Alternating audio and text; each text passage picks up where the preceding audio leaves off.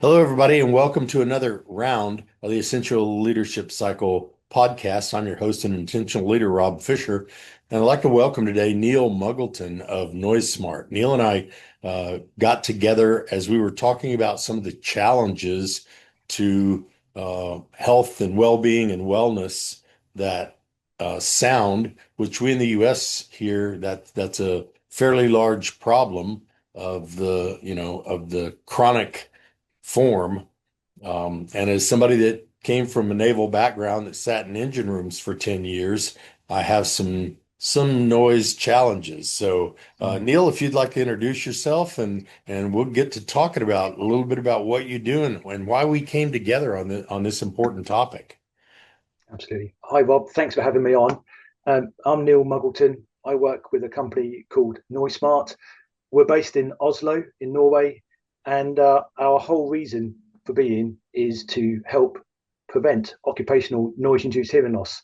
And we focus on really bringing visibility and awareness for folks to know the risks in which they're working, for them to work differently and not suffer from the really harmful effects of noise at work so that they can improve their quality of life.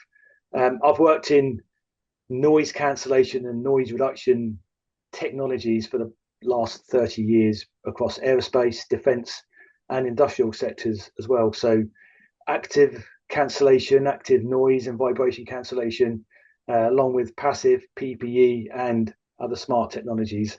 Um, been keeping things quiet for quite some time, but lots of different reasons. Really, the human centered, health reasons has really come about in the last 8 to 10 years when I was really working with Honeywell safety products and helping bring some of those technologies into the marketplace.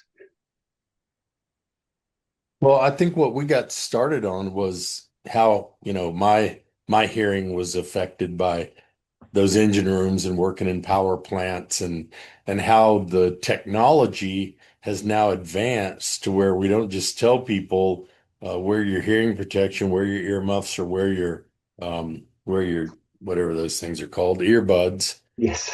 and earplugs and give it a go. That we're the technology is moving so that we can be very specific and intentional about that. So this is it's kind of a self and team awareness attribute in the essential leadership cycle that if you put it into the task-based system about the people and the programs and the processes and the work environment and the equipment, then it fits right into what we do and what we teach in Fisher Improvement Technologies related to prevention Yes. before detection and correction instead of Yeah. because for me, and I think you and I had this conversation, there is no real correction. No. Once you've gone down the road, once you're my age, then you can maybe mitigate a little bit, but you can't correct any of it. So, No. talk a little bit about that, about how much prevention has advanced and the role of technology in it. A long way, actually, Rob. And actually, the technologies which we're deploying now, they're quite mature, actually. That haven't really been used on an industrial scale, which is surprising given the fact that we're really just sampling noise levels. I think what's really created the opportunity for active noise monitoring or continuous noise monitoring, which is what we're working on here. It's the way we can deliver this Internet of Things, right, within a wearable device, and it's how the data is being presented to the user, which is why we're seeing the adoption and the mature technology coming into play. So what we see in the traditional way of hearing conservation or hearing loss prevention, as called it on this side of the pond, what we see is highly variable and uncertain ways of identifying the risks in which people are working. Noise changes constantly throughout the day. People are moving around, and an annual risk assessment, can only really give you a snapshot of what that noise risk is in any given time period, and that is fundamental to all of the decisions in terms of trying to reduce the noise and the administration not being in noise and signage, and also providing PPE, and there's a big reliance on PPE, and the earplugs and earmuffs. Well, those devices, they work pretty well. Manufacturers design pretty good quality products. What we see is the human involvement, both in making the risk assessments and using the PPE, causes non-ideal results to be achieved. People don't wear the PPE when they should. They frequently remove it, maybe through comfort, trying to communicate with overprotection. And fundamentally, nobody really knows what level of protection they're achieving whilst they're in that noisy environment. They probably think they're okay. They might have the plug in, have a muff on, but nobody really knows. And so the technology has advanced so that we're building in monitoring inside the PPE so that there's no more guessing or wondering, did I have it fitted? Was it removed? What's the noise levels? Are they so much greater than we first assessed? So it's actually removing all that uncertainty and variability in the system to say, for you personally, Rob, in your career, when you were in that engine room, we can now tell you exactly the amount of noise and how long that noise is being reaching your eardrum, and that's where the damage is being caused. So where the technology has moved on is moving from guessing into giving you a pretty precise indication of your exposure is X, and you need to do something right now to prevent that harm and to actually reduce the damage. So it's moving, just bringing sensors into the devices so that we're giving you real-time monitoring and awareness so that you can take action. When you need to do something. And it may be put the PPE on if you aren't really wearing it, or do some other action. So it's really just bringing knowledge to you, bringing insight so you can take action yourself, not waiting for the system or some lagging indicator to say, oh, it's damaged, it's too late. So yeah, it's just bringing technology into a place you can actually take effect from it and actually take benefit from it. I think some of the challenges have always been that, except for extreme circumstances, there's no acute damage. And so we don't really think about things that are going to take place a long time in the future. I mean, once they started saying asbestos was a bad thing, you could get people to put on all the gear and but they had to tell people how bad it really was. And it's hard for people like me or people that have actually gone deaf, either big D or little d, so hard of hearing that they're functionally deaf, that that's a possibility when you're going to be working for a few days in an environment that could produce the beginnings of that. Yeah. I think we humans, we have many failings, right? But one particularly with respect to noise is I think there's a common misunderstanding that it really only affects old people. There's certainly an age-related component to hearing loss, but the science tells us, hearing loss due to age is, well, down to your genes. So, thank your mum and dad for that. But actually, it's how we look after our ears, and that means how much noise are we exposing ourselves to. So, yeah, there is an age-related component, but it's wrong to think it's an old person's disease. It actually affects anybody and everybody, regardless of age, regardless of what job title. It doesn't matter where you live. If you're exposing yourself to, high levels of noise over a long period of time, you're causing damage. And so that degree of damage, it builds up slowly. It's a really cumulative thing. So us humans, well, often hear that it's just part of the job. It's kind of what happens. I work in construction and I just have to accept it. And that kind of attitude is completely crazy, because you can, and we can show that you can actually prevent that noise exposure, which is then in turn going to look after your hearing. The other thing we know from humans, and I see it so often, is I'll be okay this time. Yeah, I'll be right. I can nip into that noisy area. I can do my job. It'll be fine. And that kicking the proverbial can down the road is one of the biggest issues. We humans cannot determine. We have a really poor perception of what loud noise is. Also, and we probably can relate to this when we're being into a club or a gig in the local concert hall, Or my granddaughter's car. granddaughter's car, and she's playing her favorite. I'm not gonna. I always choose the wrong band, but anyway, have the Yeah. favorite tune. And you know what happens is we're going to turn it up more gradually. Can you get the best tune, and you want to get that next experience. And our ears don't get used to it. We're not immune to the noise.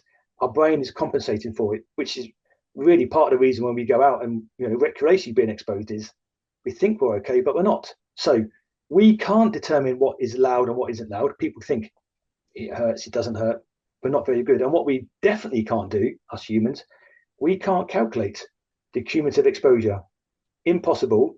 When we know that the kind of the science dictates that you need to be below an average of 85 decibels over an 8-hour period.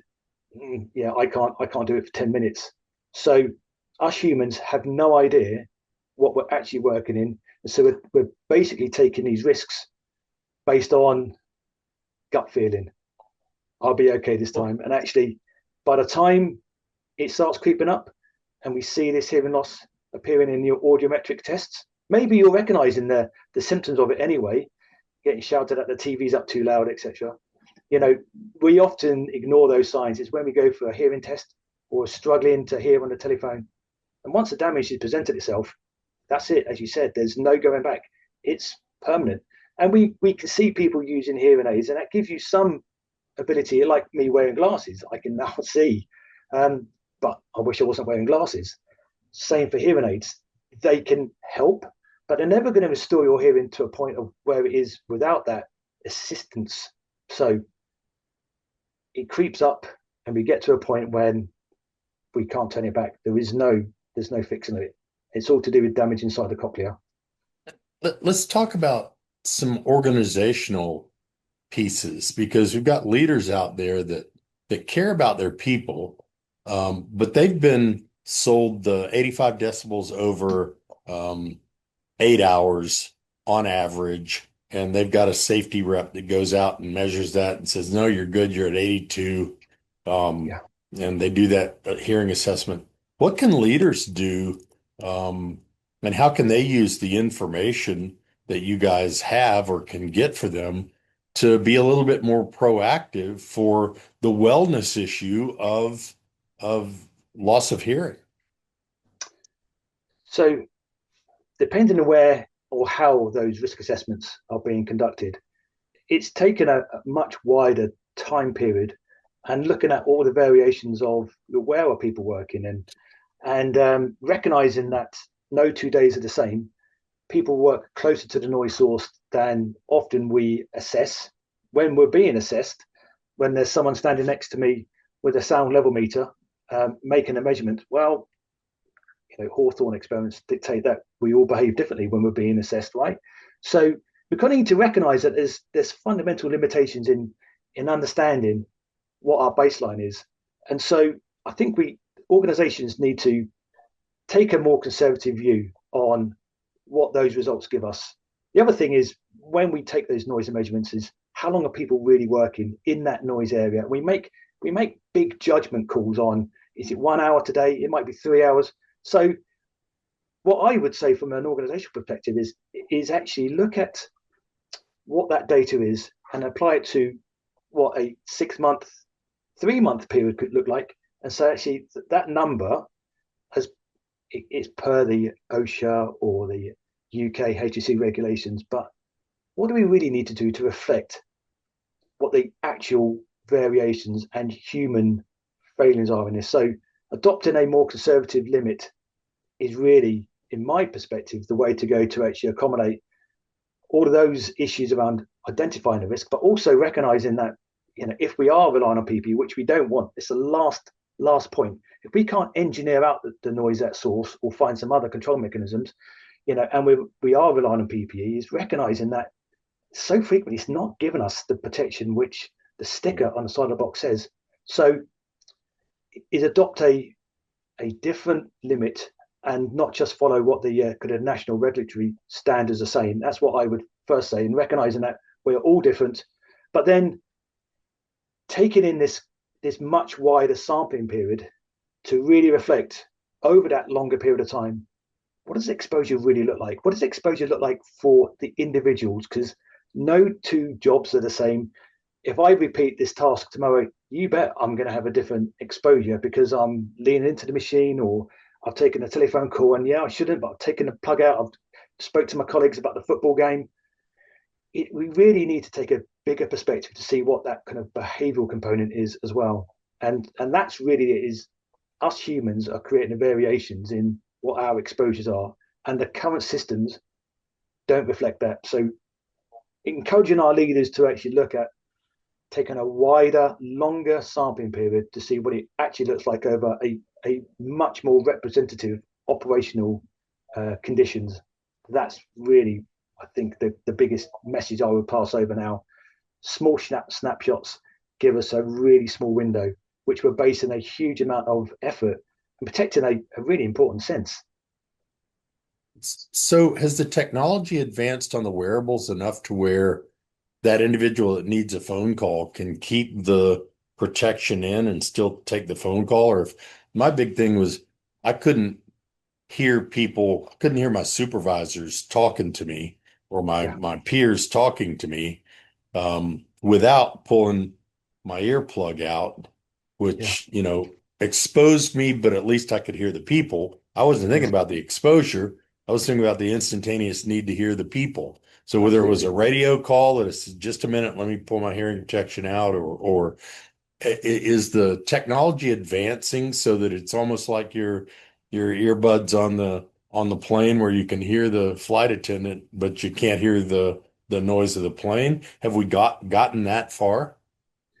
Yes. So there's a couple of technologies which we're talking about. Is first of all taking a telephone call whilst wearing protection, connecting via Bluetooth is quite common now. So you hearing that telephone conversation, um, yeah, that Bluetooth connectivity is pretty standard now in many different hearing protectors.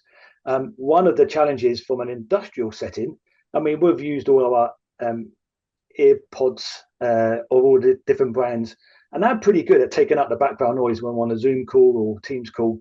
When we get into an industrial setting, then some of those are that's struggling. So it might be that depending on the noise environment, we may need to be putting a microphone in front of our mouth to get a much better noise cancellation, rejecting all the background noise. So the person on the receiving end of the telephone call can actually hear what you're saying. But there's plenty of technologies how we can actually have noise cancellation and lots of other technologies to make sure we have a good, clear two-way communication. When we talk about, you having situational awareness, that's, your colleagues saying, hey, move out of the way, you've got a lorry moving, or you have this forklift truck. That's a really key safety issue. And so there are a couple of technology really referred to as hear through technologies, active and both passive. And that's really just allowing the sounds you need to hear pass through the hearing protection. And what we know is having too much protection, making people feel isolated and being, really disconnected from the environment is a big reason why you take off your hearing protection. And then, in very high noise, you don't need that ear muff or the earplug out for a long time. And your exposure can go up really quickly, really fast. So these electronic systems rely on someone to turn it on, and then you can hear the sound, you can have that conversation.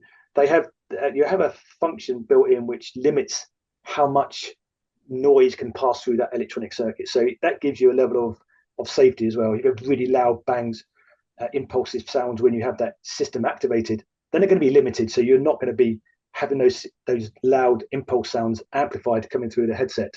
So having the ability to hear around you is super important. There are passive systems which have acoustic filters, very similar to musicians' earplugs, which let you hear an amount of the music being played or the concert you're going to, but reduce all the frequencies equally. They have pluses and negatives depending on which system, but being too protected, isolated from your environment is a really bad thing. You can't hear those safety warnings, and you're taking off your hearing protection when you shouldn't. So, yeah, the technology to allow you to hear, transparency is the kind of phrase used in the consumer world, um, allowing you to hear sounds around you when it's safe at a safe level is really, really important. What do you hear from the people? What do you hear from the workers about?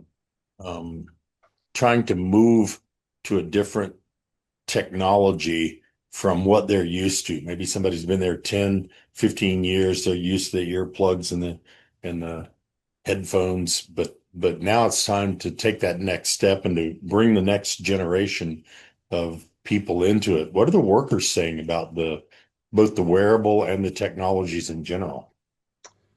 It's actually really interesting. That's a really good question, Rob, because it depends on where they're starting from. So if we go from I actually was with a gentleman, a very experienced gentleman who works inside a nice air conditioned cab, moving scrap metal around, and the noise was when he dumped all the scrap metal into the skip, huge noise levels, even in his protected cab, and he was wearing a pretty heavy duty, high attenuating earmuff, and then we presented him with one of our products which allows him to hear more sounds around him, and he found it really uncomfortable because he really appreciated this high level of isolation and disconnect, and he's like, I don't feel safe. So his reaction was, this is quite different for him to actually get used to. So that was something we worked with him to explain, that he's still being protected and still safe, but that was quite an unusual reaction. What we see from other folks is if they're going from a muff and then we provide the kind of ability to hear sounds through the muff, they think it's incredible. Working with some folks on the Norwegian offshore oil and gas industries, providing the ability for them to hear sounds around them whilst being protected. And a lot of those folks had some degree of hearing loss.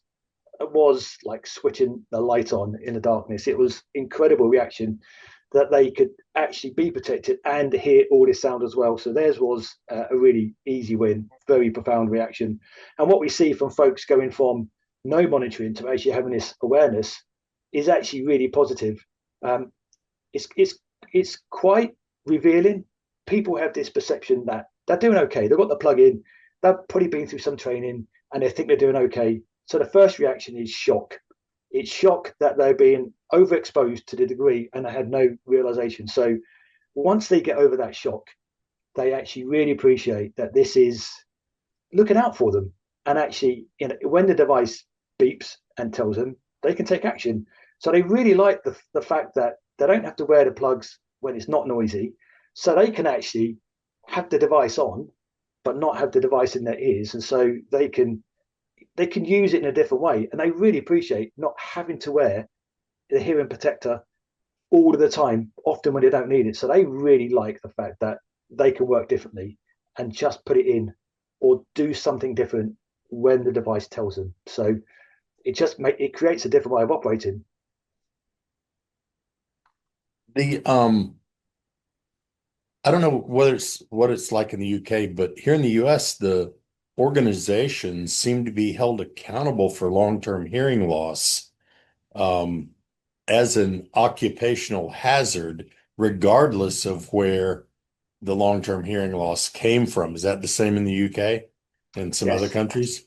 yes, yes. So so we can, try to protect them, but we can also give them ways to help themselves outside of work. Maybe they do some things outside of work in an environment that has that high noise. Maybe they run a landscaping company or have do some things like that on the outside. So you're giving them things that work for them at home, at work, and affect their overall long-term well-being, as opposed to um, companies just saying, look, we're going to get held accountable for it anyway. So I don't know what Yeah. difference it makes.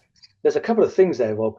Actually, the first thing I'll say is, all of the customers and the folks we get to meet, we explain about how to look after themselves from an occupational setting, because ultimately it's their employers who are buying the system, and their duty of care, they're making sure that they meet that. But actually, we use the opportunity to educate about noise, and particularly where the device is alerting that they've had a high noise exposure, or even being overexposed, then we use that as an opportunity to say, you know, don't not go out on a Friday night, folks. But when you do go out, just be cognizant of the fact that you've had a high level of exposure already. So don't sit under the speaker. Don't go right next to the stage. Take your hearing protection. Take breaks. So take what you're being told at work and apply that. And actually, we see people thinking a lot more about their hearing health at work and outside of work. And also, I say to them, Yeah. your ears don't clock off when you clock out and you get in the truck, or you're getting ride home on the tube and you're putting the AirPods in. You are still exposing yourself, and so be mindful of all the exposure you're doing. It's not just an industrial process which is causing hearing damage, and so that seems to, pardon the pun, resonate quite well with individuals. And the other piece which you spoke about is from an organizational perspective. You're absolutely right. This is noise-induced hearing loss is going to present itself during the annual health screening, during an audiometric test. And so there's a very easy way of determining if someone has hearing loss caused by noise, for noise, and actually get a notch around 4 kilohertz in your audiometric test. So it's quite easy to identify that you have a noise-induced hearing loss problem. What's not so easy is determine, did it happen at work or did it Right. happen outside of work? And that's really, for me, one of the key areas here is, we know from just by looking around, we see so many people are gaming for such a long period of time. Car stereos blasted, people wearing headphones and earpods. Life is noisy, and so the World Health Organization has already predicted that we've got 1.1 billion young people, which I think it's actually bigger because they go up to like age 20 something. We all probably overexposing ourselves with leaf blowers and lawnmowers and carpentry jobs, whatever it is we're doing. And actually, the amount of exposure is probably a lot greater for many people outside of work than at work. And so the employer, once they determine that someone's had a shift in their hearing, that audiometric test has said, there's a hearing problem here, then it's the amount of effort it takes to identify where did that happen. Now we can go to the surveys, and actually most people are pretty smart. You've gone for your second level audiometric test with a doctor now, and you know something's going on. And so it relies pretty much on this kind of survey approach. Is, did it happen? What do you do at the weekend? Do you go to rock concerts, etc.? And actually, it's the time it takes to identify that it happened at work or outside of work. That is the cost which companies cannot get away from. And so the time it takes and the amount of people who need to be involved in that, incident investigation is not insignificant. And then not even considering what a compensation claim may or may not be, that's paid for by insurance companies or some other funds, right? Which companies may or may not see the impact of that. What they cannot Direct escape cost. is the time it takes to identify. Well, was it at work or was it when you go to your heavy metal concerts? I don't know if you do that, but maybe you do. Yeah. But that's the big problem, the time it takes. And so having an evidence-based system helps you really quickly identify what someone's actual exposure has been during their working day, week, month, year with you. So that evidence-based system is a real cost saver. Well, and I think that tying it back to the essential leadership cycle, all of this helps self and team awareness. Yes. We can go along blissfully ignorant, or we can have some self and team awareness that we can then go and say, look, our values are protecting our people. Our values are protecting ourselves. So that shared vision and value piece about being committed to helping our people and protecting our people allows us to then create clear roles and processes for the way we're going to manage this for the long term, as opposed to just the way we manage it today, put your hearing protection on and be done with it. And I think that's going to generate some trust Yes. in the system that we're now going to be generational in our protection as opposed to isolated to this person on this task at this time. Because again, certainly there are some acute damages that happen in explosives and things like that, but most of them are chronic and they're this accumulation of things. So, Yes. Neal, how can people get a hold of you and to remind them again of your company name and a website and an email. We'll make sure we post this on Thank you. the Essential Leadership Cycle podcast as well. Best way is to go to noisemart.com. That's all words, not hyphenated. You can put a hyphen in there. Noisemart.com has all the information about what it is we do with our products and our approach. There's some contact forms, or look for Neal with an EA Muggleton on LinkedIn. I'd love to connect with whoever. I Great. love to. You can put it. So I love talking about noise. Any one individual, I can get them to think differently about noise at any age. Then it's a mission accomplished for me. So yeah, noisemart.com, or check me out on LinkedIn. And I think with a new or a higher focus on overall wellness, Yes. that this is one area that gets both misunderstood and misrepresented. Yeah. And so I think it needs to be elevated. Let me ask you a strange question. Is there a question you think I should have asked you that I didn't? Or one thing you want to tell people that we didn't talk about yet? I wasn't expecting that one at all. I'll be really thrown on that one. Oh man, I could keep going forever on this stuff, but do you know what? No, I think we've kind of covered it. I mean, I didn't really Good. want to get into any particular kind of product salesy pitch to this. So Yeah. that's not so important. I think we've covered a high point. Is um, hearing loss is not inevitable in many industries. It doesn't need to be the outcome. It's entirely preventable, and actually, it's relatively simple to prevent. We just need to recognize that we're at risk and we should do something. And I truly believe that if you know you're in harm's way, you're going to do something about it.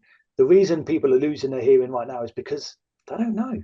So fundamentally, if you know you're at risk, you're going to take care, and that's really what this tech. And there's real time monitoring across many different physical exposures, not just noise, is really bringing that insight to actually help people stay healthy, and increase their health span, right? Because that's what we're talking about is, Right. how to live as many healthy years as we can. So take the data and use it. So yeah, that's really the message is we don't need to settle for the old way of working. There's too much tech, and it's accessible, and it's comfortable, and it's available right now. A good And store and for I, you. and I think it's um you don't want people to have to wait until certainly people have it much worse than I do. But Yeah. you don't want people to wait until it impacts you every day to think you can do something about it and then get frustrated because you can't. Neal, Yeah. thank you so much. I Thank you. really appreciate you being on. And again, you can reach Neal in the elements that are below. And thanks again for joining the Essential Leadership Cycle podcast. And stay in touch.